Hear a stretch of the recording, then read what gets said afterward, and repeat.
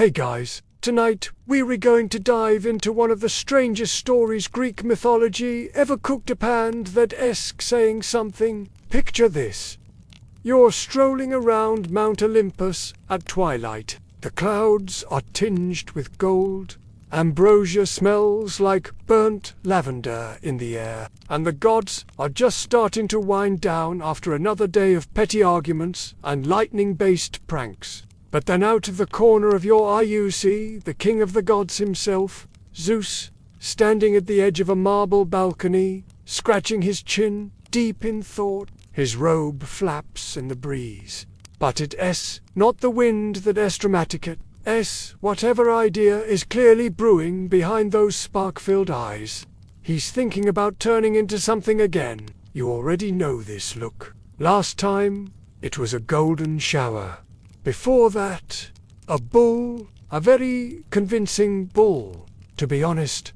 This time, though feathers, white ones, he's muttering something about geese, glitter, and love. You probably won't survive this. The myth of Ganymede dates back to at least the 7th century BCE. The Greeks weren't shy about blending myth with social commentary, and Ganymede was often portrayed as the most beautiful of mortals, a divine 10 out of 10. Ancient vase painters seemed especially fond of him, and he makes regular appearances being handed cups, riding eagles, and staring wistfully into the middle distance like a melancholic model for celestial fashion. It sparkles, naturally. He's talking to himself, something about a Trojan prince, destiny, and how Hera just doesn't get his creative side. Zeus doesn't even turn into a goose or swan himself. A shimmer ripples across his shoulders, his cloak flutters down and becomes feathers. Ritual justification or elaborate excuses for royal bad behavior. But really, does it matter? You're standing on divine cloud floor watching a godbird on a mission. It's majestic. It's absurd. It's oddly relaxing. His beard retracts. His nose stretches. You wince as his booming voice warbles into a honk. You'll follow Zeus down to earth. But for now, you'll let yourself drift among the murmurs of the gods, lulled by the rustle of wings and the ridiculous knowledge that somewhere out there, the king of Olympus is honking his way into another scandal. And suddenly, Mount Olympus is down one dramatic man and up one very smug, glowing waterfowl. He just sends an eagle to do the snatching. You try not to get hit by the draft as he soars overhead in a blur of gold. White, Mount Olympus begins to quiet again. You overhear Apollo softly tuning his lyre and muttering about yet another bird story. Dionysus giggles into a wine jug. Hera rolls her eyes so hard you swear you can hear them. And questionable judgment. You settle down beside a fountain shaped like a hippocampus. The breeze carries hints of jasmine, old smoke, and something suspiciously like roasted olives.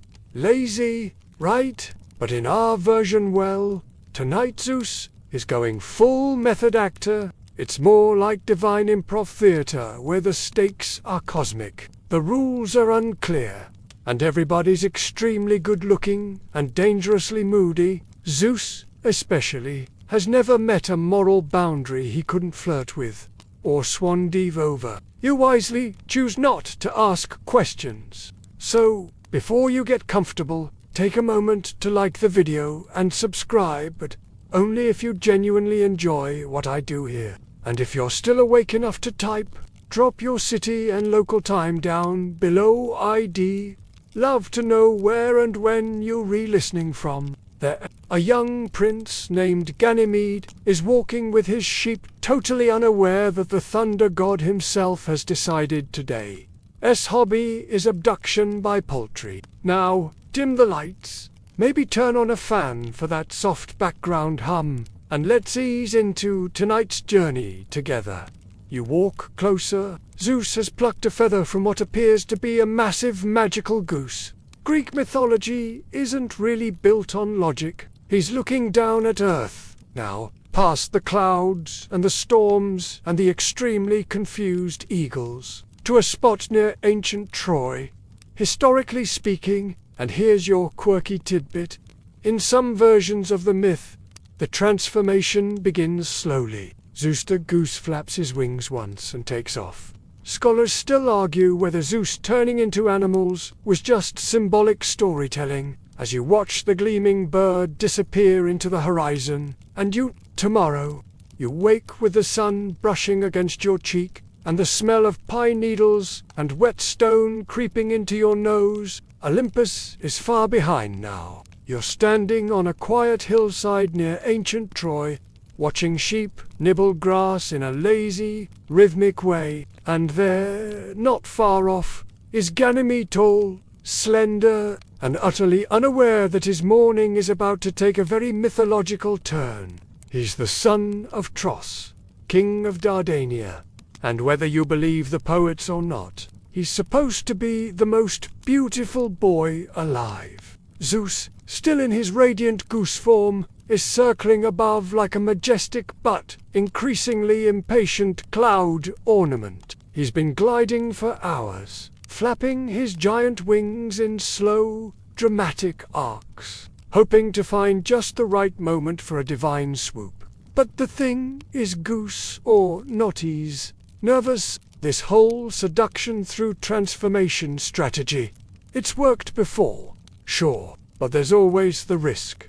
The mortal in question just throws a sandal at you, not in an "oh, he is cute" way, more in the "even the gods are cancelling meetings to stare at him" sort of way. Zeus puffs up his chest, clearly flattered, and preens one glorious wing. Somewhere deep in the clouds, Apollo probably rolls his eyes again. The kind of beauty that causes actual lightning bolts to fizzle mid-air. But what most of them leave out is the awkward part. The bit where Zeus tries to communicate, while still pretending to be a goose. The eagle, being a symbol of power and sovereignty, makes more symbolic sense. Roman emperors later co-opted it for their standards. But this is bedtime mythology, and let's be honest, the goose is objectively funnier. You haven't truly seen Divine Comedy until you've watched the King of Gods attempt interpretive honking. You squint, and occasionally muttering things like, "Why do sheep never listen?" And I swear that one's possessed. Ganymede is set down in the middle of the courtyard. Zeus sheds his goose form with a dramatic shimmer, standing tall and proud, and robes reappearing. He looks very pleased with himself. In a blur of feathers and divine wind, he lifts the boy off the ground and soars upward, leaving behind startled sheep and a very confused cicada. But it's a good one. From this distance, Ganymede just looks like a teenager with a good jawline and awkward sheep-herding posture. Ganymede's eyes are wide, but strangely calm. Maybe he's in shock. Maybe he's just impressed. Or maybe he's already planning to ask for a better job once he gets to Olympus. But then again, who are you to argue with Olympian taste? Why? Historians still argue whether it was a courtship gift, a coming-of-age symbol, or just an ancient artist's idea of a joke. Either way, the birds are along for the ride too, flapping wildly and wondering how it got drafted into this myth. Ganymede looks up and sees it. A massive, shimmering white goose descending in slow, elegant spirals. The gods are already gathering to see what Zeus dragged home this time. Dionysus is sipping from a horn the size of a canoe. Athena's pretending not to be watching. Hermes is placing bets with Apollo. You'd expect him to panic, right? But no. The boy actually laughs. He thinks it's some sort of royal omen, a sign from the gods, which ironically is correct. Now, here's the fun part. So Zeus hovers. You hover. Ganymede just keeps walking, humming to himself. Eventually, the bird makes his move. The skies rumble, not quite a storm, more like a theatrical throat clearing. The goose lands. Its feathers glow, faintly gold at the edges. It blinks with far too much intelligence. It honks, reverently. and Ganymede kneels, whispering something about how he's never seen such a divine bird before. This moment, the dramatic abduction by a disguised deity, has been immortalized in countless poems, frescoes, and confused school lectures. Historical fact break. In many versions of this myth, Zeus uses an eagle form instead of a goose or swan. Anyway, Ganymede reaches out a hand. Zeus stretches his beak toward it, and just as their fingers or beak and fingers meet, the god snaps into action. You follow. Of course, you've got divine clearance. After all, the clouds rush past. The air thins. Now, here's a quirky detail. Some vase paintings show Ganymede holding a rooster during this scene. As the mountaintop comes into view, Olympus sparkles dramatic, as always, and Hera, she's not smiling. You land gently behind them. The clouds underfoot are plush, like memory foam soaked in champagne. Behold, he says, with all the flourish of a theatre kid, making a grand entrance, the new cupbearer of Olympus, and everyone just kind of stares. It's that classic divine moment where nobody wants to be the first to say, this again. You take a step back. It's not the last scandal you'll witness tonight. Not by a long shot. You're still standing near the edge of the courtyard, trying to look inconspicuous. Ganymede is blinking under the golden sky, trying to process how a goose just became a man, goddess of marriage, family, and the increasingly impossible task of keeping Zeus in check. She is watching all of this with the patient fury of someone who has lived through too many shape-shifting incidents to be impressed by feathers anymore, and spirited him away to a floating palace full of immortal beings and suspiciously luxurious seating, and across from RM's folded, jaw-clenched is Hera. A few nymphs whisper behind ornamental columns. Apollo looks very interested in his fingernails. Hermes is wisely already walking away. You make a mental note. Never be the last to leave a scandal. Hera, queen of the gods. He's practically glowing with self-satisfaction. He gestures toward Ganymede again, as if waiting for applause. He will serve the nectar, he declares, in both mortal courts and divine realms. It meant trust, beauty, and status. Ganymede wasn't being punished. He was being elevated. At least, that's how Zeus framed it. Pour the ambrosia, tend to the needs of Olympus.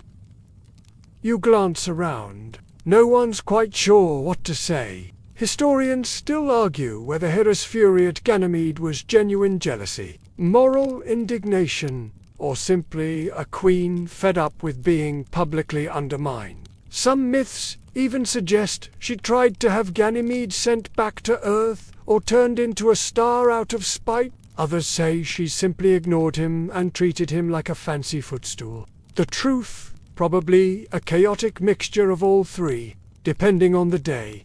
Zeus, however, is basking in the silence. A peacock? Naturally. She then follows Zeus around the sky, honking judgmentally for an entire season. Honestly, you wish that version had caught on. Now, look historically, the role of cupbearer wasn't some minor position.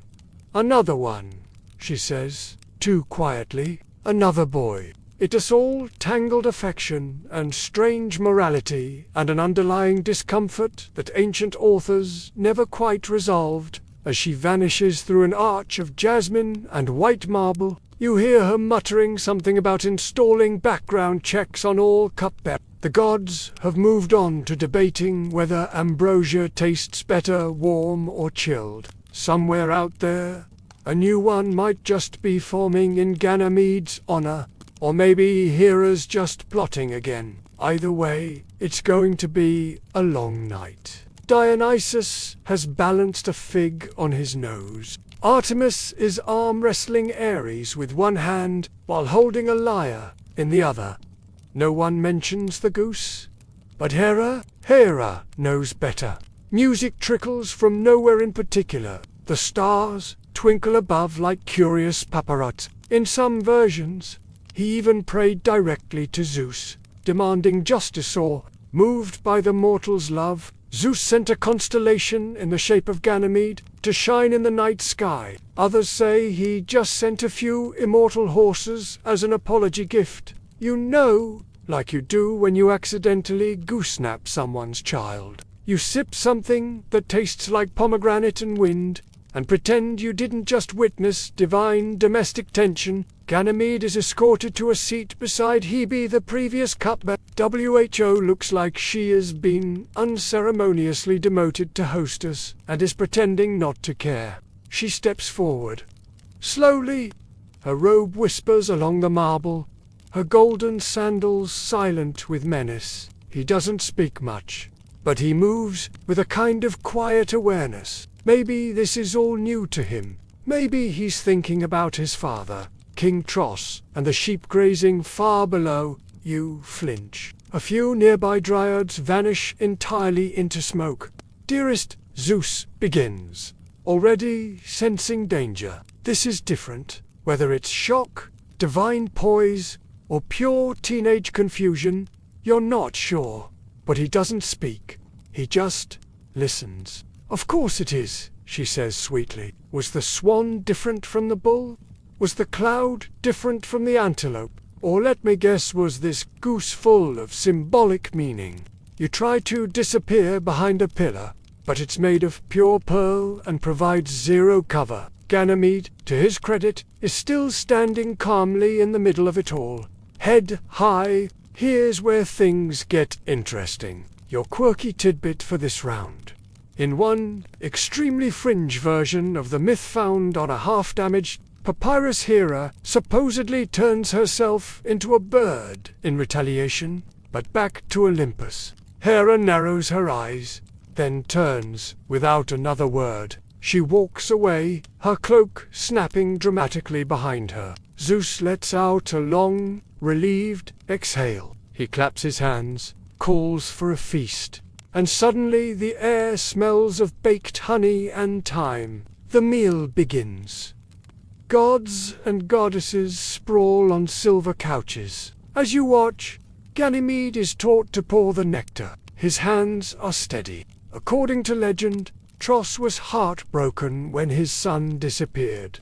The point is, nothing about this myth ends cleanly. And yet up here in Olympus it's strangely peaceful now. Ganymede is adjusting. You stretch, feeling the velvet breeze, and watch as stars begin to blink to life above. The feast rolls lazily onward, the sort of affair where time melts into ambrosia, and nobody quite remembers how long they've been reclining on silk pillows. You drift between groups of gods, murmuring about constellations, golden apples, and whether Dionysus's fig trick actually counts as a talent. But beneath the self-satisfaction, you can tell he's already thinking ahead. He's scheming something. Again, no, now he wants everyone to understand why Ganymede belongs on Olympus. So naturally, he starts thinking about official rituals, symbols, and some kind of divine press release. Zeus has summoned a small assembly of gods, nymphs, and celestial scribes. Hermes is rolling his eyes before the speech even begins. Athena is there too, leaning on her spear, whispering to Artemis, probably rating the drama on a scale from 1 to Iliad. Meanwhile, Ganymede is adjusting to his new role with suspicious ease, polite smile, steady paw, and a silent grace that doesn't go unnoticed. When myth intersected with religion, symbols and roles like cupbearer took on huge significance. It wasn't just storytelling, it was a model for how relationships, hierarchy, and even desire were woven into their culture. He became a symbol of divine favor, immortal youth, and whether some liked it or not, cosmic legitimacy. In one, you see King Tros staring at the sky, holding a golden bridle in his hand. A few eccentric collectors in the ancient world even claimed to have descended from them. One guy in Athens supposedly built a shrine to Pegasus, awkward cousins, it didn't catch on. The myth says Zeus gave it to him as compensation, along with those famous, immortal horses. But it's hard to say whether that was generosity, guilt, or PR damage control. Zeus wants to make Ganymede eternal, to immortalize the boy in the heavens. You lie back against a soft cloud bank and let your thoughts drift, to be lifted out of your life, away from your sheep and family, and brought into a world where you're adored, envied, and watched every second. Is it a reward? Or just another kind of trap? You can already imagine it. Long limbs, flowing robe, a small jug tilted skyward. Future astronomers will name it Aquarius, but none of them will know the full story. Not the goose, not the drama, just stars, cold and silent. The stars spin gently overhead, like lanterns on a carousel. Somewhere out there, the boy pours another cup. Somewhere else, Hera is definitely still fuming. And you're just a quiet observer in the middle of a myth that refuses to settle down. The Greeks didn't explain it clearly, and maybe that was the point. Zeus, seated on a throne of storm clouds and smugness, watches him like an artist, admiring his latest chaotic masterpiece. It's not enough to have Ganymede. It's muttering now about a goose and a boy, and whether this whole cupbearer thing is just Zeus' mid-immortality crisis. It's a quiet ritual, not one of wild cheers, but of resigned acceptance. Ganymede bows, Zeus beams, and far off, you think you hear Hera's door slam shut, which brings us to the sworn oath of the stolen swan. That's not the official name, obviously, but it's what the nymphs call it behind Zeus's backhand. You have to admit, it has a nice ring to it. Ganymede walks by, jug in hand. He nods at you, a quiet, practiced nod. He's already learned the first rule of Olympus. Stay graceful, pour evenly, and never, ever correct Zeus. The scene unfolds at the edge of Olympus, where the clouds thin and the stars hang low, like curious eavesdroppers. Zeus clears his throat, thunder rumbles in the background for dramatic effect, and he begins. He doesn't mention the goose part. He definitely doesn't mention the abduction part. He frames it as a kind of divine elevation, the way you might describe promoting a barista to chief executive beverage architect. He speaks of Ganymede's beauty, of his mortal nobility, of how the heavens are enriched by his presence. You catch the tiniest eye rolls, the slightest smirks. Everyone knows this script.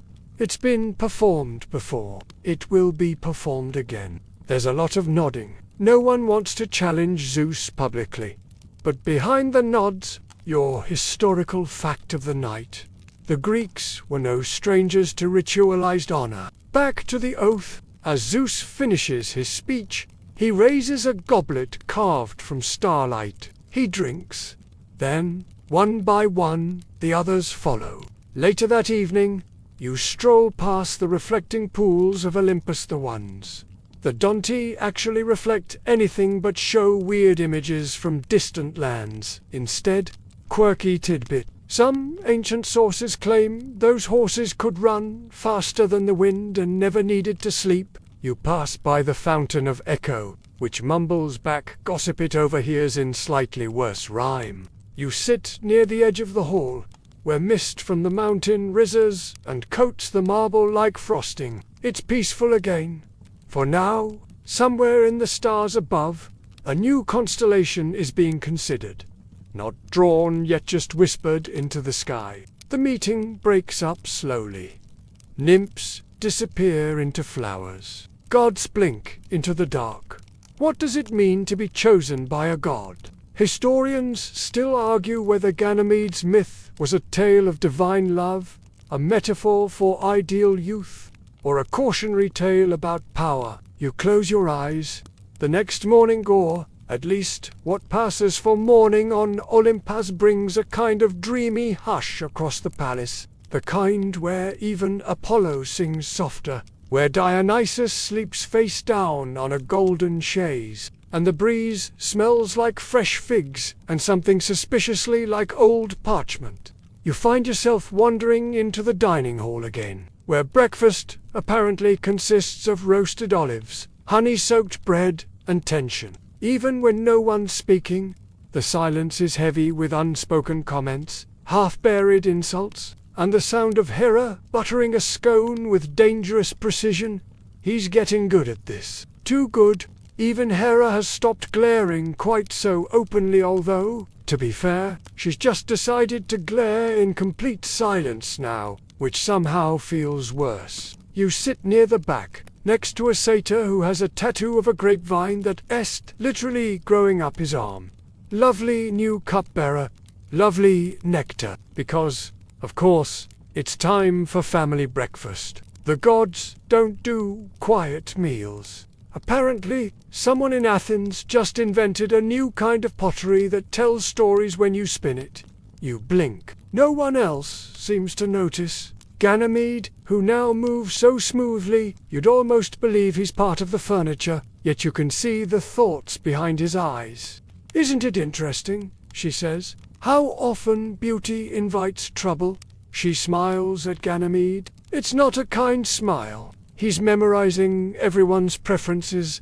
Hermes likes his cup cold. Artemis never finishes hers. Eris pretends to be tough, but always wants extra honey. She actually approves of Ganymede, seeing him as a symbol of loyalty and celestial order. But in Greek mythology proper, oh no, Hera's brand is righteous indignation, and she never lets a grudge go stale. Dionysus claps.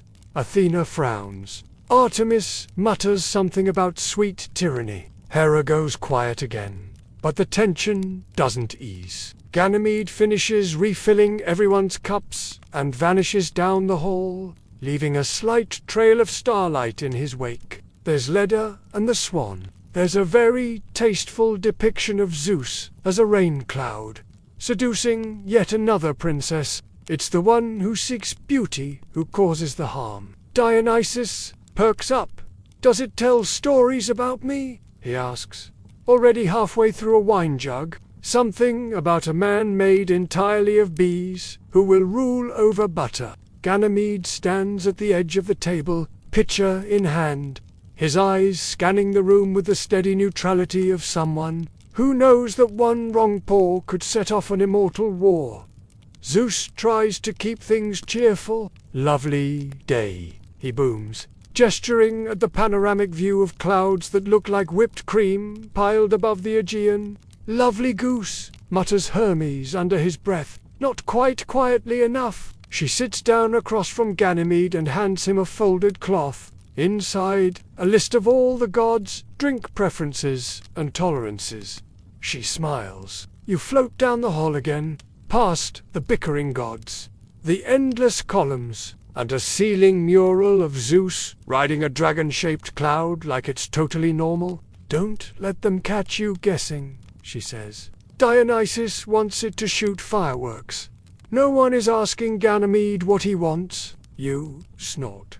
Aphrodite covers a smile with her fan. The satyr next to you chokes on a date. Zeus pretends not to hear. In an effort to change the subject, Apollo brings up mortal affairs, but the room quickly turns back to the boy in the corner. He touches it gently. Another chapter in a myth, where beauty, silence, and divine politics swirl together like honey in hot wine. Wondering why one of the constellations looks suspiciously like a sad teenager holding a cup, it's around this time you notice something unusual. Hera hasn't eaten anything. Either way, Ganymede never returns to Earth. That's the part people forget. No visit, no farewell. One moment he's herding sheep, and the next he's eternal and alone. She's slicing a fig into increasingly tiny pieces, which she then rearranges on her plate into the shape of a goose. You're about to get up, but then she speaks softly, casually. Zeus shifts in his seat. "Let's not that it's his fault," Hera continues, still smiling. Quirky tidbit of the day. In some Roman versions of this myth, Hera isn't angry at all. Hermes, sensing the building storm, leaps into the conversational void with a distraction. Did anyone hear the latest oracle prediction? It works kind of, you'll follow at a distance. He ends up in the gallery of heaven's an open air colonnade filled with mosaic windows showing moments from past myths. There's Io turning into a cow. Ganymede stops in front of an unfinished panel. It glows faintly. It's blank, except for a tiny constellation at the top right, just 4 stars, in a slight curve. You sit beside him, saying nothing. Historians still argue whether Ganymede's myth was meant to validate elite male relationships in classical Athens, or whether it was a symbolic tale about the exchange between gods and mortals. You ask if he misses home. He doesn't answer right away. Then he says, "Sometimes I dream of grass that doesn't sparkle." You nod. The soft sound of footsteps alerts you that someone else is joining. It's Hebe, former cupbearer, goddess of youth. And then she's gone. You leave him there, alone beneath the sky that never changes, holding a list of divine quirks like it's a survival guide. Back in the main hall, the breakfast is ending. Hera is gone. Zeus is talking about installing a nectar fountain. The day rolls on, glittering and strange, and somewhere out there, another mortal is probably staring up at the sky. The sun never truly sets on Olympus, it just gets softer, dimmed like a divine mood lamp. The clouds blush purple, the columns glow faintly, and the stars begin their nightly blink. You wander the edge of the palace again, trying to clear your head. Athena's seated nearby, polishing a spear that may or may not be decorative. Nearby, a nymph plays panpipes, half-heartedly. Her eyes darting toward the sky as if expecting Zeus to show up, ride in a turtle dot again. Too many cups, too much gossip, and way too many metaphors involving birds. You're not the only one pacing. In a breezy corner courtyard, you find Ares and Hephaestus mid-argument about helmet design. You don't have to wait long before Olympus starts to stir again with fresh absurdity. "Ah, yes," he says, as if someone just mentioned a favorite pet, Europa. Now that was a classic transformation. Because, of course someone brings up Europa. You freeze. Zeus, lounging beneath a fig tree that was absolutely not there yesterday, suddenly perks up. Not because you want to be, but because Zeus insists. No, really. The ancient poets had no breaks. She's just minding her business by the sea, gathering flowers, living a peaceful life. And the second she does, the bull takes off galloping across the waves like Poseidon's prize pony. Europa screams, but by then, it's too late. The two vanish into the horizon, leaving behind a trail of sea foam, startled fishermen, and a lesson about never trusting a well-groomed animal near the beach. It's the sparkle. Gets M every time. A string of stories where Zeus becomes the impossible, the magical, to reach something or someone he believes he deserves. Whether it's a bull, an eagle, a golden rain, or, yes, a goose, the goal remains the same. Transformation as seduction. Disguise as strategy. The ancient world's equivalent of a designer sports car with extra eyelashes. His face is calm, but there's a sharpness in his eyes, flickers of firelight from cities and villages. The land like tiny blinking eyes. He knows these stories. He knows he's not the first, and he knows he won't be the last. That the cupbearer of the gods is a mortal boy with sea wind in his hair, that their myths are still unfolding above them like slow-moving storms. Even Hera lets out a reluctant snort from somewhere behind a curtain. He got a moon, too, the largest in the solar system, bigger than Mercury. Even ancient gossip now frozen in orbit. Aphrodite disappears in a flutter of roses. Apollo plays a soft tune that puts 3 minor deities to sleep. Hera, still silent, walks past Ganymede without a word. Ganymede, silently refilling nectar goblets, glances sideways at Zeus with a look that's somewhere between impressed and mildly alarmed. Europa sees this magnificent creature stroll casually out of the sea, and instead of asking, "Why is this bull glowing?" she pats its forehead and says, "Wow, you're pretty." Then, suddenly ta-da! Zeus spots her from Olympus. Cue thundercloud heartbeat. Another tale where Zeus, caught in the middle of yet another ill-advised tryst, turns a woman into a cow to protect her from Hera's wrath. The irony doesn't escape anyone. You settle beside a cluster of giggling muses as he launches into full performance mode. Dionysus, tipsy and curled around a fruit bowl, grins. The bull, Zeus confirms proudly, as if this is the most reasonable sentence in the world. And just like that, you're swept into another tale. So here's the setup. Europa, princess of Phoenicia, the king of the gods, naturally, decides the best way to impress her is not with charm, conversation, or an elegant gift. No, he turns himself into a dazzling white bull. Because romance, you already know where this is going. Not just any bull, mind you. This one is majestic, flawless.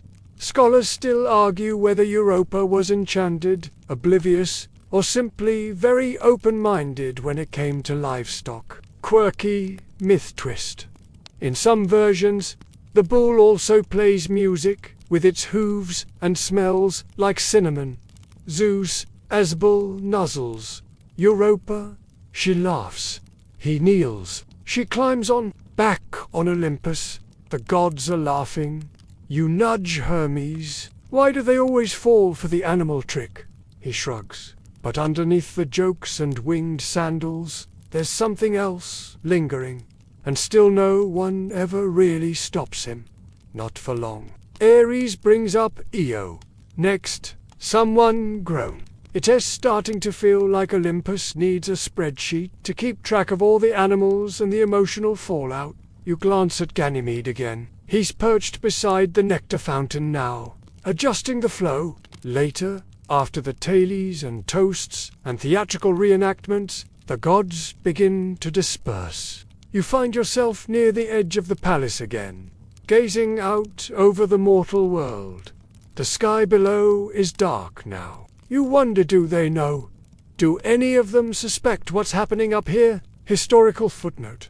Europa would later become the namesake of a continent. Europa'd even get her own moon in our modern solar system, thanks to some starry-eyed astronomers. Ganymede. You take a deep breath. Even the air tastes like story up here.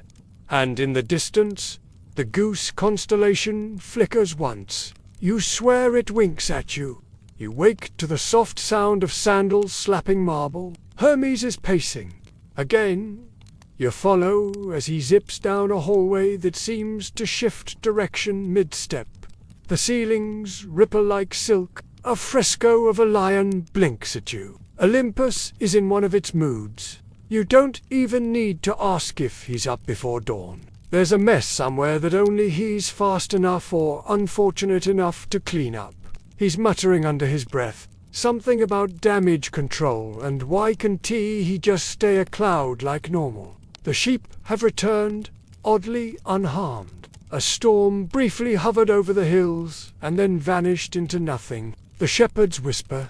The king paces. The queen weeps. It's not a good look. You round a bend and suddenly find yourself looking down at earth. Below, a small Trojan city wakes up to rumors. The prince has vanished, and now Hermes has to explain it.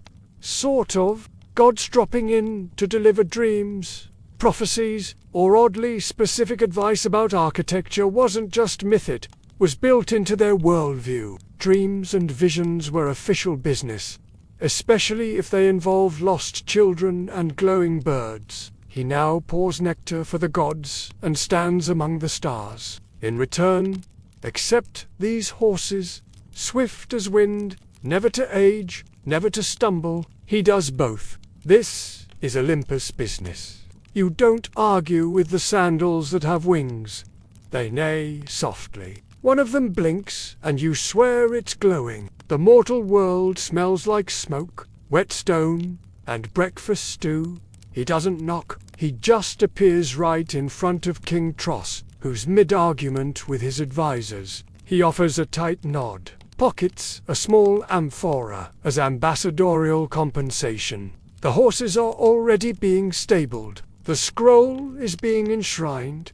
People are calling it a miracle, a blessing, and vanishes again up, back to Olympus, before anyone can ask uncomfortable questions, like, was he turned into a goose first, or does he miss us? He's staring at a pool that reflects the mortal worlder city, his home, his father's bowed head. You pass rooftops, olive trees, goats bleating without rhythm. The city is already murmuring about omens. He's clutching a scroll full of shimmering golden script, stamped with Zeus's lightning bolt and what might be a coffee ring, a kind of thank you to his grieving father. Those sources are rare, though, and quiet, maybe because the idea of a mortal trying to maintain dignity after being abducted by a goose god didn't sit well with most poets. Ganymede isn't just a guest anymore. He's a fixture. Every century redraws the lines. A cupbearer, eventually a star. It's a divine decree, meant to assure King Tros that yes, his son has been taken, but no, he's not in danger. But I won't smile for them. In fact, he's been promoted. Congratulations. You ride shotgun as Hermes descends faster than a dream, quieter than guilt. Hermes lands in the royal courtyard with the ease of someone who has done this too many times. Tros gasps. The guards don't even raise their spears. Hera is embroidering a tapestry and definitely not sewing lightning bolts into Zeus's head in effigy. I bring a message, Hermes says, casually unrolling the scroll. Now, historical fact break. The Greeks genuinely believed in these kinds of divine interruptions. Hermes reads, King Tros, know that your son, Ganymede, has been brought to Olympus not by harm, but by honor, and right then boom to horses shimmer into the courtyard, steam rising off their flanks like fog. King Tros doesn't know whether to cry or bow. Hermes doesn't linger. You rise behind him, catching one last glance at the mortal world. But back on Olympus, Ganymede is pacing now. You find him outside the Hall of Seasons, a place where time is kept in softly ticking petals and quiet fountains. He doesn't speak. You sit beside him. The silence feels heavier than thunder. They gave him horses, he says at last. You nod. They took me, he adds, and gave him horses. What do you even say to that? You offer a fig. He declines, quirky myth aside. In some obscure accounts, Ganymede actually asks Zeus to send the horses, not the other way around. Elsewhere, on Olympus, the day churns on. Apollo is composing something moody. Dionysus is teaching the nymphs to stomp grapes in rhythm. You glance back toward the constellation map carved into the courtyard floor. It's incomplete, but the pattern is there. Zeus has already decided. Historians still argue whether this myth was a celebration of love, a reflection of court tradition, or a subtle commentary on how power reshapes consent. Ganymede stands again. Straighter this time. I'll pour their nectar, he says quietly. You respect that. Together, you walk back to the great hall. The clouds part, Mount Olympus glows like a distant lighthouse, and somewhere below, two horses run through the morning mist, magnificent and completely unaware of the price they represent. You return to Olympus, just in time to see Apollo debating color theory with a muse. Something about whether golden sunlight actually contains blue, and whether poetic metaphor should obey the laws of optics. You slip past them, dodging a floating easel and a Pegasus with paint on its nose, and head for the courtyard. The air smells like thyme and ozone. Someone's preparing a storm again. You wonder how long he's been up. Do immortals need sleep, or just moments of stillness like this, between the laughter and lightning bolts? And there's Ganymede, still performing his role, steady as ever. He's holding the nectar jug with one hand and a polished silver cup with the other, gliding from god to god, like he's done it forever. You watch as he refills Dionysus's goblet, gently wipes a spill from Aphrodite's wrist, and catches a fallen olive without even blinking. It's art, but it's also armor. You notice he doesn't drink the nectar himself. In a giant eagle just crash-landed on the upper terrace kind of way, they're flapping indignantly in the middle of the mosaic floor. Is a full-grown ego, feathers scorched at the edges, eyes wild, beak open in what might be an accusatory screech. He hands it out again and again, like a magician with no act but endless patience. Later that evening, the sky changes. He's a messenger, not one of Olympus's usual couriers, but something older, wilder, not in a gentle way, that it bent the natural balance between earth and sky, pulling a mortal into a realm he wasn't meant to inhabit permanently. Some versions even hint that other deities, forgotten storm spirits, or ancient earthborn watchers, object not to the person, but to the principle. Hestia quietly begins lighting every nearby brazier. You rush toward the noise, nearly tripping over a startled dryad. This guy, you're starting to suspect he's on that payroll. Zeus strides forward, confused but curious. The eagle turns to him, then transformed. He's tall, bronze-skinned, his robe is torn, his hands blackened with soot, his hair a tangle of ash and starlight. You've unbalanced the line, the man says, voice like crackling cedar. You've stretched favor too far. His voice is soft but clear. I'm still here, you know. No one moves. The tension slices clean. Ares reaches for his spear. Athena stands. Zeus raises a single brow. Speak plainly. Just like that, as if he was never there. The boy, the eagle man says, nodding toward Ganymede, who now stands frozen behind a column. He was taken, not chosen. No one claps. No one speaks. For once, Olympus is still. The wind chimes don't ring for him. They just breathe. A hush falls over Olympus, and in their new pattern, you swear you see a single figure, not kneeling, not serving, just standing. Now here's your scholarly twist for the section.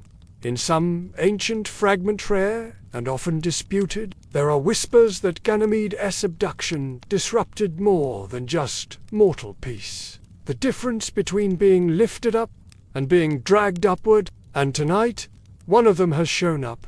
Some say he represents idealized youth, others say he's a tragic symbol of objectified innocence, and some rare, quiet voices say he's both, or neither. Just a boy.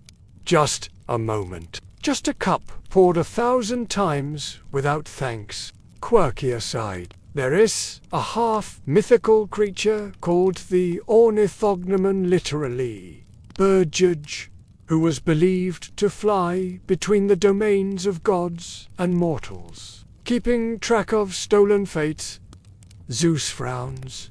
Not angry, just calculating. He is welcome here. He serves with grace. He did not ask to serve, the figure replies. Ganymede finally speaks. Everyone turns. Even Hera looks surprised. I'm not a prize, or a pawn, or a poem, he says. I'm not part of your storm ledger. Zeus opens his mouth, closes it again. The eagle man nods, satisfied. That's all I came to hear. He bursts into feathers again, a flurry of bronze and wind, and then vanishes. You stand in the courtyard as the last of the feathers drift down, glowing faintly before fading. Later, you find Ganymede alone in the Hall of Winds. "Do you want to leave?" you ask. Quietly, "I don't know," he says, "but I want to choose." That's the crux of it, isn't it? Not just myth, but meaning. Historians still argue whether Ganymede is a cautionary figure or a sacred icon. You leave him there, in the Hall of Winds. The stars outside are changing shape again. The next day, or whatever sequence of time passes here between cosmic awakenings and fig-filled luncheons, starts quietly, almost suspiciously so. You half expect another messenger to swoop in shouting about constellations gone rogue or Hera, unrolling another scroll of grievances. Instead, there's only stillness. Somewhere far off, you hear the pluck of a lyre and the sleepy giggle of a nymph. But here, silence, a divine hush. You drift through the soft corridors of Olympus, clouds curling around your ankles like lazy cats. You find Ganymede seated near the reflecting pools again. This time, though, he's not looking into Earth or staring at half-formed constellations. He's sketching. You recognize the hill-slow, wind-swept Trojan. It's the closest you've seen him to. Calm, you sit beside him. You don't say anything. On the polished stone at his feet, with nothing but a twig and a bit of wind-dampened ash, he draws, smiling, not images of gods, not cupbearers, just sheep. Then he stands, wipes the sketch away, and turns toward the inner sanctum of the gods. It's time for nectar service again. Of course it is. Zeus is pacing. Hera, who's taken up aggressive embroidery again, is sewing a chariot scene that looks suspiciously like Zeus being trampled by his own thunder. Ares is sparring with himself, using 2 swords and a mirror. Artemis is reorganizing the moon phases out. It's one of those days. Sometimes a dog, sometimes, oddly, a goat. One rare coin even shows him offering water to a lion. Historians argue whether these were attempts to mortalize the myth or just someone in the mint getting creative on a deadline. Long-legged, curly-horned, peacefully grazing sheep. A moment passes. "They don't remember my name down there," he says quietly, still drawing. "They remember the moon named for me. The stars, the jug, but not the boy." You glance at the sketch. He's drawn a child beside the sheep now. Not royal, just barefoot, holding a slingshot. Quirky fact of the day: on certain ancient coins found in the Eastern Mediterranean, Ganymede is shown not with gods, but with animals. You and Ganymede sit in silence for a while. Apollo looks intrigued. Dionysus slowly lowers a grape halfway to his mouth. But something's changed. You can feel it in the way he walks straighter, heavier, like someone who's decided they don't need permission to exist. Back in the great hall, the gods are restless. When Ganymede enters, the room goes still. He carries the nectar jug, but he doesn't approach. Not yet. Instead, he speaks. "I want to make a request," he says. Calm, even. "And because you never asked me if I wanted to stay," Zeus's brow lifts. Hera stops stitching. Hermes drops a fig. In most mainstream myths, Ganymede never returns to Earth. He becomes a star, an immortal, the divine cupbearer forever. But in some lesser-known versions, rare, often poeticer, are hints that he was offered a choice. The room watches him. Even Hera, lips pursed, doesn't speak, or that he took one. Not through defiance, but through truth. "You have something to ask," Zeus repeats, as if the idea is both amusing and slightly illegal. "Yes," Ganymede says, "I want to go back. Others say they're older than we think, stories passed through whispers, not marble." The world below comes into focus. Fields, the ocean's quiet glint. He drinks, He laughs when the water's too cold. Ganymede lands softly on grass.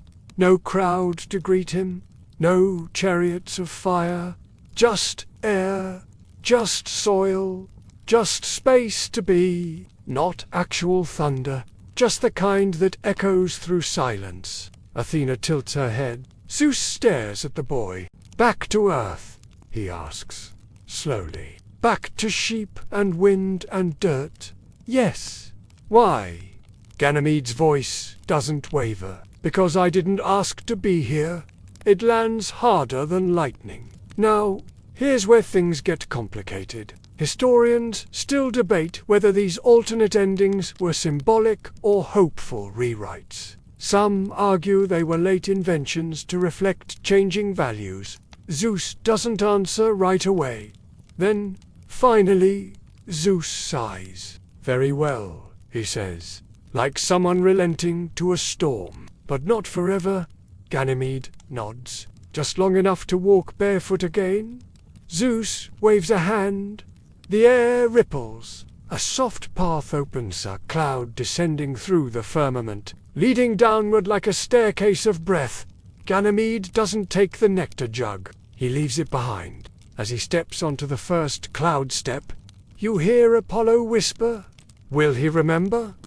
Athena replies, "That's not the point." And Hera of the storms, of the grudges, and the hard-won dignity says softly, "Let him go." The descent is quiet, gentle, dreamlike. You stay long enough to see him sit down by a stream, and then you rise. Back to Olympus, back to the myth that still spins, even in his absence. And in the stars above, a new light flickers on faint, but steady. It doesn't take the shape of a jug, or a boy, or a goose. It just shines. By the time you return to Olympus, the mood has shifted. Not quite sullen, but different like the air. After a summer storm when the heat has broken, but the clouds haven't moved on yet. You drift through quiet halls now, past gods who say little and muses who hum off-key. And for once, it feels like everyone noticed. Even Dionysus hasn't touched his cup. The nectar jug sits untouched in the center of the table, as if waiting to be claimed by someone who will never return in quite the same way. Zeus hasn't spoken since the moment Ganymede left. You pass him, sitting alone by the fountain of echoes, staring into its misty surface, as though hoping for a reflection that isn't his own. It's strange how still everything is. The other gods begin shuffling. Duty CB resumes her old cabaring role with only a raised eyebrow and a dry "told you so." Apollo takes up harp lessons again. Hermes drafts a memo about celestial boundaries, footnoted with at least 6 bird jokes. The air smells of candle wax, sandalwood, and a hint of smug parchment. You brush your fingers across Thales you've heard before. Leda and the swan, Io and the cow, Europa and the bull, all the transformations, all the disguises. Life continues.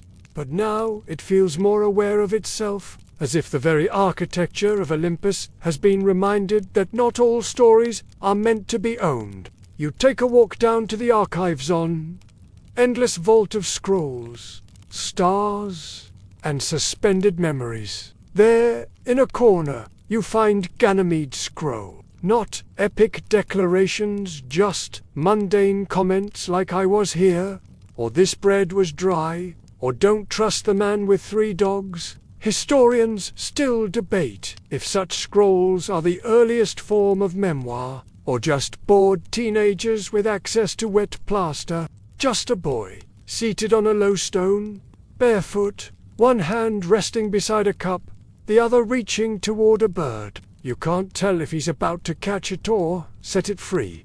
A slim one, not flashy, just gold-edged and faintly warm. Curiously, it's not sealed. Inside, the story's been revised. He would have made a fine god of the sky. Not by the gods, by Ganymede himself. He's added little lines annotations in the margins. That he drinks spring water with the reverence of wine. The constellation of Aquarius has shifted slightly. His hand isn't just holding the jug now. It's raised as if waving. That birds land near him without fear. That he walks under the stars as though they are old friends. Observations, not complaints. Comments like, they aren't about what happened there, about what lingers. Didn't see the goose coming. Clouds feel heavier than they look. Immortality is just really good lighting, and no bedtime. A few declare he married a forest nymph, and built a temple that smelled like thyme and sheep. He never asked if I liked the taste of nectar. It est the most human thing you've read in this place, full of thunder and fire. Quirky tidbit, ancient graffiti, found on ruined walls in places like Pompeii and Ephesus, sometimes records lines that mirror these little truths. Back on the upper terraces of Olympus, a new sculpture has appeared. It wasn't commissioned. No one saw who carved it. It simply is. It's of Ganymede, not as a star, not as a god, not even as a servant. Even Hera stops in front of it. She doesn't speak, but she doesn't scoff either. Zeus visits the sculpture at night. Often, sometimes he brings the jug. Sometimes he just sits. One night, when the winds have calmed and the stars are unusually shy, you hear Zeus mutter. You can't tell if it's pride or regret. Meanwhile, Earth stirs. Rumors spread through the lands of Troy that a shepherd boy returned from the clouds. You can't confirm any of it. But the myths begin to change. Some bards sing that Ganymede chose Olympus. Others say he refused it twice. Historians still argue which versions are closest to the truth. But then again, that's the trouble with myths. In the reflecting pool of Olympus, the stars slowly drift. You smile. You wander into the Hall of Winds again. There, you find a feather. Goose. No scorch marks. Just soft, white, and waiting. You pick it up. Somewhere in the quiet dark, a boy laughs. Tonight, Olympus feels a little lonelier. You drift past rooms, once full of drama, now echoing with memory. The gods are quieter. Even Dionysus's grapevines are wilting from neglect, and that's saying something. Last week, one of them started freestyle poetry. Now, just limp tendrils and silent, like he was still trying to figure out how the sky worked, and why it made him feel both infinite and very, very small. You wander up the starlit path, toward the skywalk, spiraling causeway that circles the very crown of Olympus, where clouds thin and the cosmos peeks through like a backstage curtain. Hardly anyone comes up here anymore. It's too open, too exposed, and has a view of Earth that reminds the immortals just how much they've left behind. But Ganymede used to come here often. You remember watching him once, sitting with his knees tucked up, staring down at the mortal world, not with longing or sadness, but with a kind of thoughtful curiosity, a thread, a trace of music, not harp, not lyre. It's soft, thinner, like wind over water. It's coming from the stars themselves. Not a goose, no, something sleeker, more dignified, a nod to the form, not the folly. You sit there now, in his old spot. The marble is still warm, and for the first time in what feels like eons, you notice something subtle. You lean closer. There, in the dark, something moves. A constellation, slowly shifting. Small, flickering. Someone's watching the sky. Ghost constellations, scholars call them. Some claim Ganymede's first form in the heavens wasn't Aquarius, but a winged hybrida, celestial boy-goose fusion who poured starlight rather than water. You blink, because it's not Aquarius. Not exactly. It's You wonder if he feels it tooth that low hum in the sky. The silent way the constellations rearrange themselves when no one's looking. The jug remains. But now, beside it, The stars arc into something newer, silhouette of wings, feathers curling outward, a real one. Small, private, quirky myth tidbit. In some ancient texts, lost to time and rediscovered only through secondary references. Think scribbled notes in the margins of 9th century manuscripts. There are rumors of alternate constellations that no longer exist.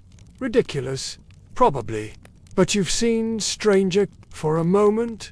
You see the same gesture he used when offering nectar to the gods. As you sit in the skywalk's quiet halo, you feel a breeze that shouldn't be here. Not from Olympus, from below, earth wind. It carries a smell: grass, wool, firewood. You lean over the edge. The mortal world sleeps, but near Troy, a fire burns on a hilltop. You can't make out their face, but you see the silhouette. Whether to ascend means to escape, or to vanish entirely. But maybe Ganymede's story didn't end with his rise or his return. Maybe it lives somewhere between the two, in this exact moment of shared sky. And you know Ganymede. He's seated, cross-legged, cloak pulled close, eyes lifted, watching the same stars you are. A sheep trots past him. He reaches out absently, brushes its ear, just sits with you, watching the stars, not as gods, but as witnesses. He's smiling, not the diplomatic smile he wore on Olympus, not the careful, "Yes, this is my fate now" smile. They'll shift over time. Polished and packaged, the goose omitted, the choices blurred. Future poets will focus on the cup, the beauty, the constellation. And then he does something strange. He stands, cups his hands, and lifts them toward the heavens, toward you. But there's no jug now, just air, and still he offers it. A symbol, maybe a farewell, or an invitation. Historians still argue whether myths end at the stars or begin there. Behind you, footsteps. You turn. It's Hebe. "I was wondering who kept coming up here," she says. She kneels beside you, her braid catching starlight. "He liked this spot."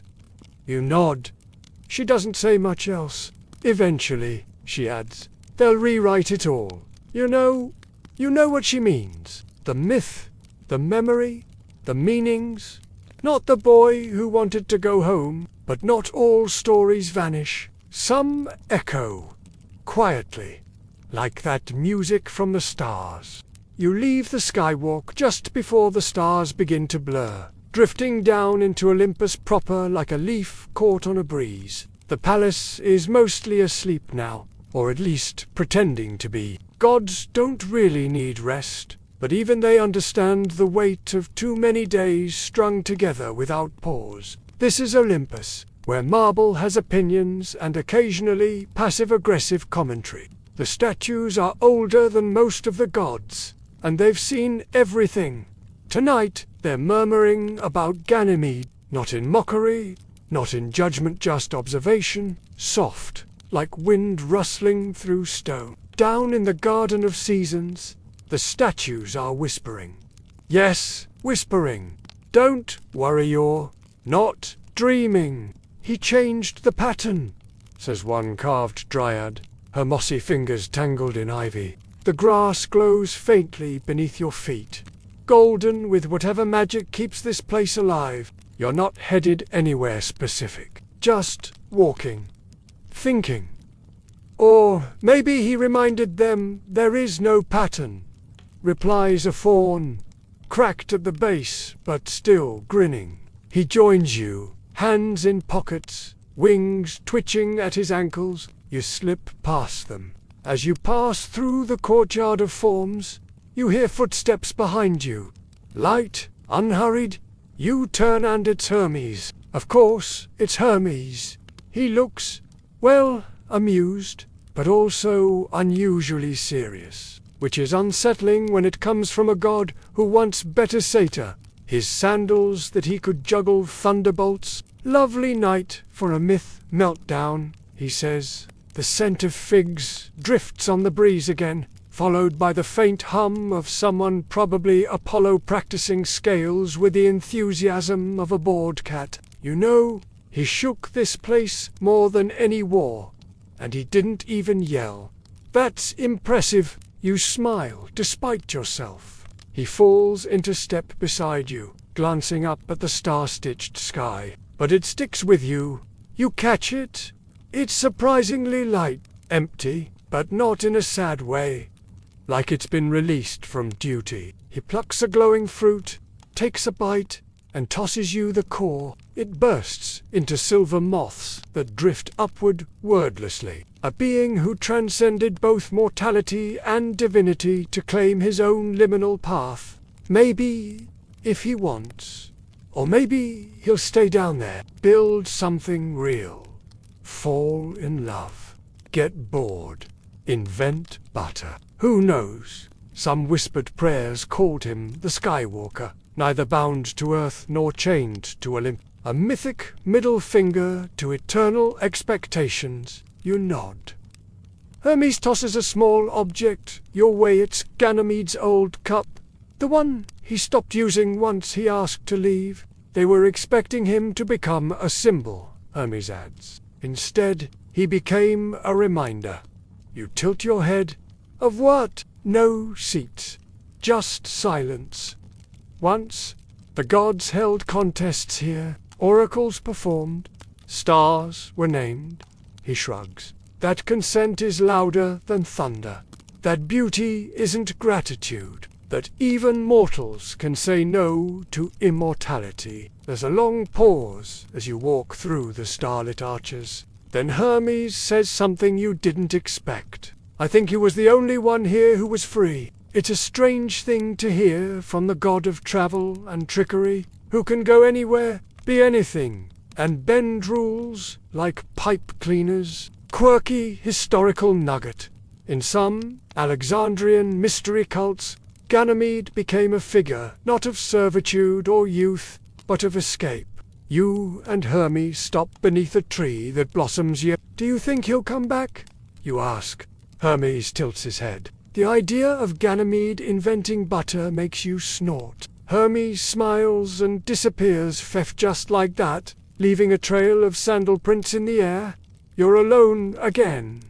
But not lonely. You head to the amphitheater, empty circle of stone that faces the sky. Tonight, there's just you and Ganymede's cup. You set it down in the center, not as an offering, not as a relic, just as it is, empty, whole, at peace. Above, the constellation glows softly, still a jug, still pouring stars, but maybe now it's pouring something else. Memory, choice, a story rewritten in quiet defiance. You lie back, let the sky move, let the myths retell themselves. A few days pass, or what passes for days in Olympus time, where sunrise is more of a polite suggestion, and nightfall is curated like theatre lighting. You spend them wandering through a quieter pantheon. Ganymede's absence has settled like fog in a grove. Soft, but ever-present. Not mourned, exactly, as if she's honoring a rhythm set by someone else. You notice it in the way Zeus stares off during feasts, as if listening for a footstep he's not sure he wants to hear again. The place where the gods store fragments of their earliest selves before they had thrones, temples, or iconography, before mortals built stories around their moods. Even Hera has stopped sighing quite so loudly during family dinners. The room is lined with glowing panels, each a swirling portrait of an ancient moment. Poseidon's first wave, Artemis's first breath, Hades' first reluctant smile. For now. Just noted. You notice it in the way Hebe carries the nectar now, not resentfully, not eagerly, but with a kind of deliberate dignity. Then one afternoon, you find yourself in the Room of Origins. It's rarely visited. It's dark here, but not cold. More like the underside of a heavy blanket. You pause at Zeus's. It's not what you expect. Not lightning. Not a throne, not even an eagle, just a single spark, suspended in a sea of nothing, flickering like it might go out any second. You step back, and next to it, tucked half behind a tapestry of falling stars, you find something new, something recently added, not just knowledge, but the act of bringing something out of hiding. Some believed memories, once buried, could shape reality itself, if simply remembered clearly enough. Perhaps Olympus has its own version of that. Like a story rearranging its chapters. It's not grand, not swirling. It doesn't glow. It's a scratchy image, like it was drawn in wind and memory. A boy, a jug, a goose, all barely sketched. And yet, it's there. Someone archived it. Someone admitted it happened, quirky aside. The ancient Greeks had a concept called aletheia truth. As unforgetting, the astrologers scrambled to name it, the poets tried to describe it. A child asks if that feather means the stars are learning to fly. You sit on the floor, staring at that new sketch. It doesn't change, doesn't glow. It just is. Just keeps looking into the water, where his reflection refuses to stay still. Ganymede asleep in a patch of sunlight with a sheep-shaped cloud above him. Ganymede frowning at the flavor of ambrosia and trying to spice it with mortal herbs. Instead, the ripples keep showing flashes of the past. Not the grand moments, the quiet ones. Like Ganymede himself, never the loudest figure, but always this outside. The skies are churning. You step back into the open and look up. There's movement in the stars again, not the violent dance of constellations in battle, but something slower. Aquarius isn't pouring as quickly tonight. Whether the myth was about youth, or power, or longing, but the one thing that endures across every version, Ganymede left. The stream from the jug hangs suspended, caught in a moment of hesitation, a cosmic pause, and in it a feather, not symbolic, not exaggerated, just a single white feather falling through the stream of stars. A new addition. You wonder who placed it there? Down below, mortals gaze up and see something different tonight. Back on Olympus, you return to the fountain near Zeus's throne. He's, there may be imagined, maybe not, alone. As usual lately, he doesn't react when you approach. Ganymede laughing when he spilled nectar on Ares's foot. Zeus exhales slowly. He wasn't meant to stay forever, he says, mostly to himself. You don't reply. Because he wasn't. Because no one is, really. Not even gods. Historians still argue whether Zeus's love for Ganymede was selfish, pure, symbolic, or all three. And the gods remembered. That's the real legacy. You leave Zeus to his fountain. You return to the Hall of Winds one more time, where the breezes now carry something faint. Laughter, distant and real. Either way, you smile, because the jug may be immortal, but the boy, he lives in a story he chose to leave behind. You wake, if you can even call it that, in a room where clouds drift lazily across the ceiling, and the floor is made of polished moonstone. The gods are gathering again. Something's afoot. But instead, you find planning. You follow the sound of distant chatter and clinking goblets into the grand hall, expecting the usual revelry or, at minimum, an over-elaborate dramatic entrance from Apollo. Yes, planning. The gods are planning a tribute. Not for war, not for harvest, not even for themselves. For Ganymede, you blink. Dionysus is stirring something that smells suspiciously mortal into a crystal decanter. Hermes is writing a speech, and scratching it out, and starting again, mumbling things like no, too sentimental and definitely can't mention the goose. Hera is arranging olive branches into concentric spirals, a version of an olive wreath, only much more intimidating. To remember, You sit down quietly, still unsure if this is real or some elaborate godly prank. But no, this is Olympus. Yes, but the tone has shifted. Reverence?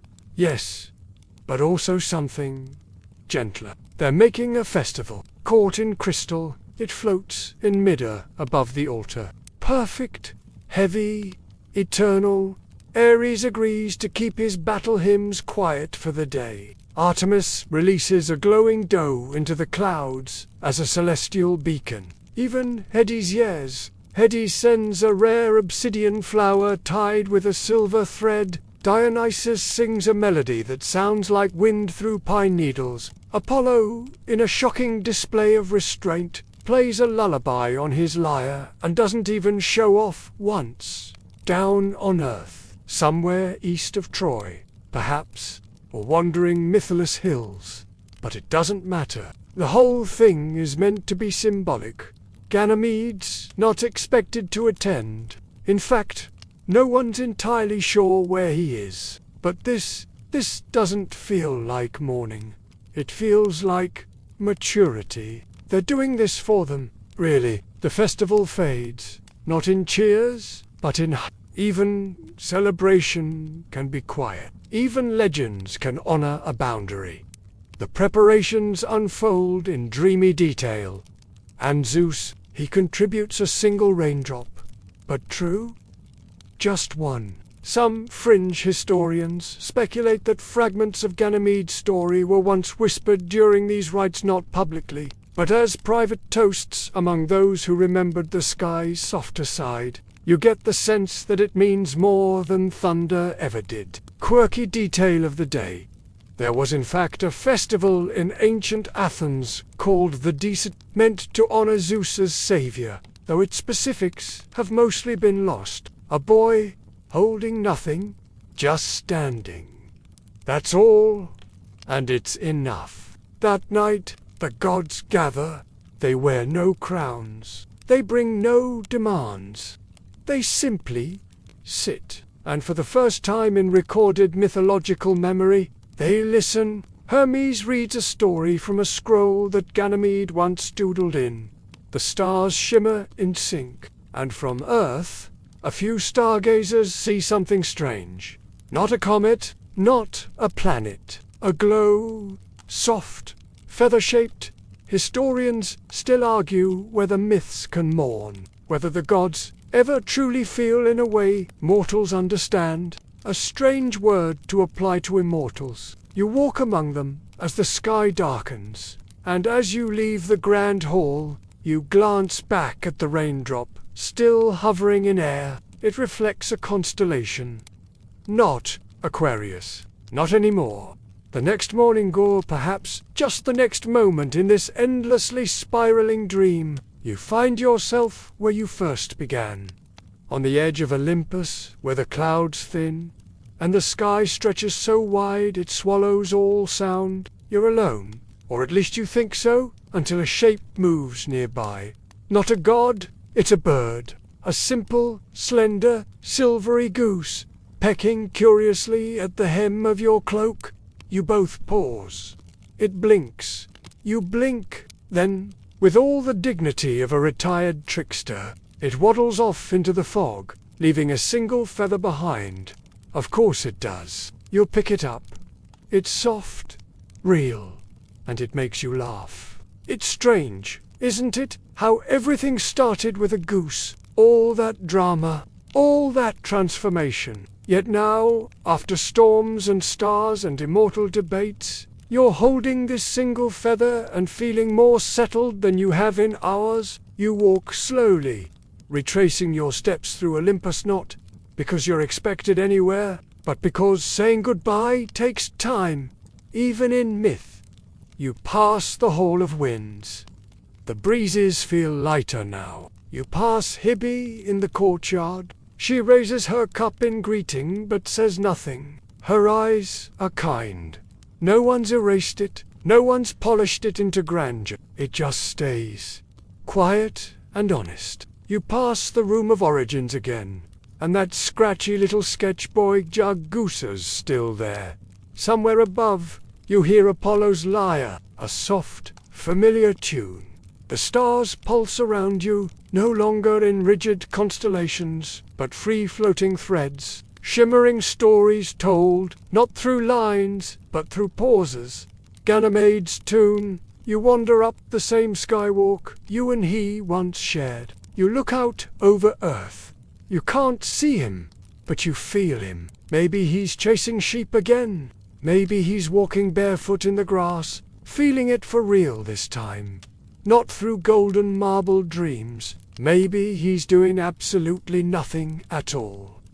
And isn't that a lovely ending? The figure now simply stands, their arms down, looking forward, but you've seen enough now to know he was never just one thing. He was many. Historians still argue whether Ganymede was the victim, the chosen, the celebrated, or the stolen. He was a shepherd, a symbol, a survivor.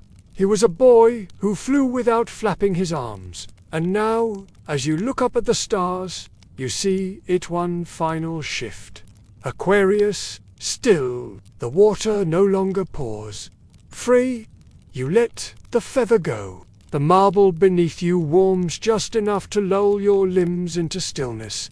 The stars above don't sparkle anymore, they glow, steady, gentle, like they know you're ready to let go. It floats upward toward him, perhaps, or maybe just home. The breeze carries it, the sky holds it, and you breathe. You sit, you let the stillness wrap around you like a heavy, soft blanket, and you sleep, or maybe you won't dream at all. Now, your breath is slower. Your thoughts drift like feathers on calm wind, soft and wandering. There's nothing left to chase here. The stories have been told. The gods have quieted. Even the myths have set down their scripts for the night. In the distance, a lyre plays its final chord. And in that hush, that perfect pause, you can feel the fabric of sleep beginning to tug you gently inward. You might dream of Ganymede laughing as he runs down a grassy hill, or humming a tune as he fills a wooden cup with stream water. That's fine too. You're allowed to rest. Let the clouds roll beneath you. Let your breath follow the rhythm of ancient winds. No one needs anything from you now, not even the gods, not even the stars. Tonight, you simply are. And in the quiet heart of Olympus, beneath the silver sky and the half-remembered stories, you finally let your eyelids close. Gently, peacefully, completely. Sweet dreams.